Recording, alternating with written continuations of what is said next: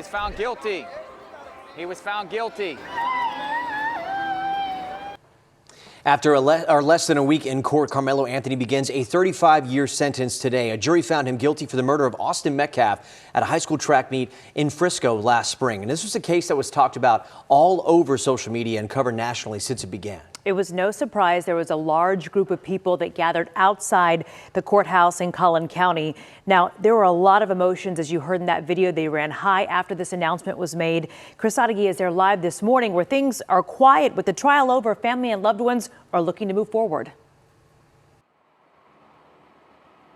Yes, Karen, as you mentioned, the emotion in this case has been building for more than a year, and it hit its crescendo when the verdict was read, hit the crescendo both inside and outside the courtroom here in the parking lot. That verdict, Karmelo Anthony, guilty of murder, sentenced to 35 years in prison.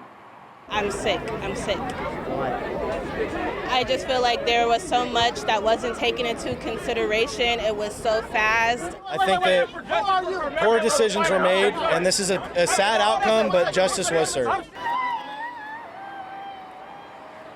As they've been all trial long, supporters for both the Anthony and Metcalf families were in the parking lot when the verdict was read, and that's when things finally boiled over with lots of emotion. However, things did remain peaceful. In closing arguments, prosecutor Bill Werski told the jury, you do not get to meet a shove with a stab, especially when you provoke a shove. It did not take the jury long. They returned the guilty of murder verdict less than 3 hours after closing arguments ended. Our reporter, Jobin Ponecker, was in the courtroom and said Karmelo Anthony could be seen crying at the defense table when he learned his fate.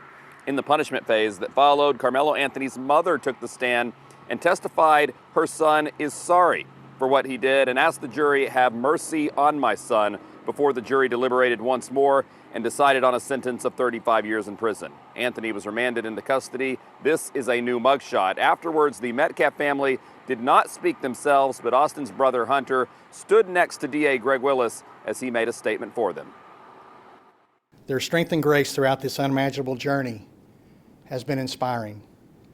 They won't be taking questions at this time, but their presence here speaks volumes about their commitment to seeking justice for Austin.